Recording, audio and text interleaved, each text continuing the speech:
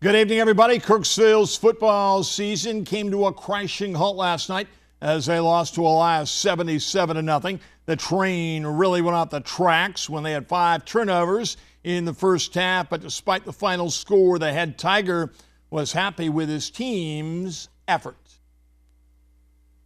I just feel bad for those guys because the team that showed up last night wasn't the Kirksville Tiger team that had been working since last January to get to that spot. So, we still got a long ways to go, and I'll have to take the responsibility for that last night game because obviously I can't get those guys prepared to play in big games. So, got to, scratch my head and get back to the drawing board.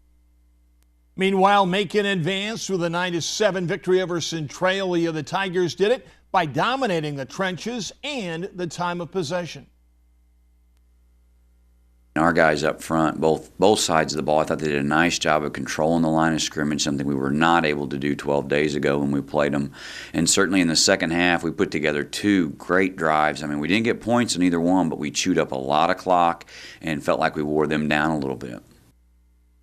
Milan's foot was on the gas pedal from the opening kickoff as the Wildcats beat a good Putnam County team 52-0. They will now host Marceline, a team they are very familiar with.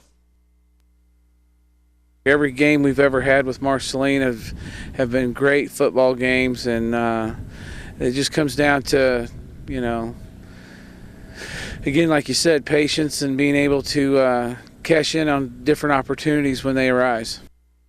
Pekin will hit the road to face BGM tomorrow. It doesn't really matter where the game is played. The Panthers are loaded with experience. So we're really proud of our kids, and especially with our seniors, because they have goals and they feel like they still have some goals yet to achieve. And Friday night we'll try to achieve one more. Albia will host Mediapolis Friday night. While the Blue Demons offense gets the headlines, the guys who play without the ball just might be better as they have held opponents to 7 or fewer points 8 times. We got a lot of young guys out there. We're kind of 2 platooning, so they're doing their 111th. They're shutting teams down, and our offense is putting points on the board. So it's good, and I'm just very proud of our defense. The state cross-country meet is Saturday. La Plata's Camrie Feinberg will be the first female runner in school history to make it to state. It's really cool because all the other girls are like, oh, where's your other team? I'm like, well, I'm kind of the only team here that's from La Plata. So.